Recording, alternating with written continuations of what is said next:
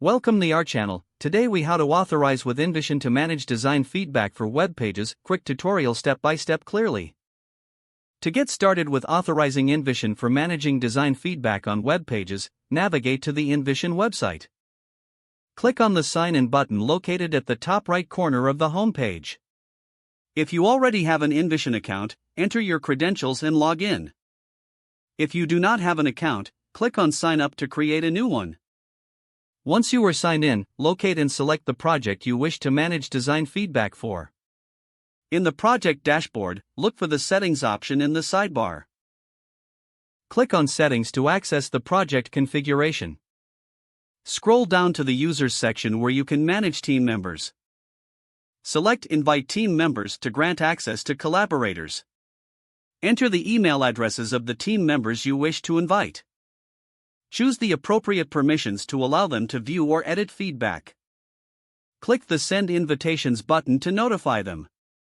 Once your team members accept the invitation, they will be able to collaborate on design feedback.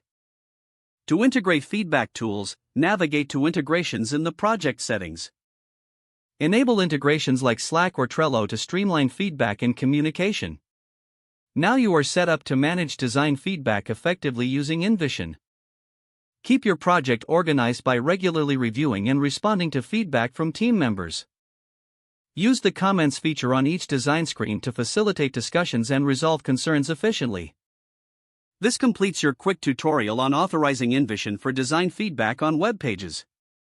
If the page does not load, refresh the browser or try again in a private or incognito window. Make sure you are using the correct email address, then retype it carefully to avoid small typos. If your password is not accepted, use the Reset option and create a new strong password you can remember. Check your spam folder for verification or security emails, then complete any requested confirmation steps. Enable two-factor authentication if available to improve account security and reduce unauthorized access risk. After signing in, review your profile details so your contact information and settings are accurate and current. If you see an error message, note it down and try again after restarting your device and internet connection. Log out when you finish, especially on shared devices, to keep your account and payment information secure. If the page does not load, refresh the browser or try again in a private or incognito window. Don't forget to like this video and subscribe to our channel for more step-by-step tech guides.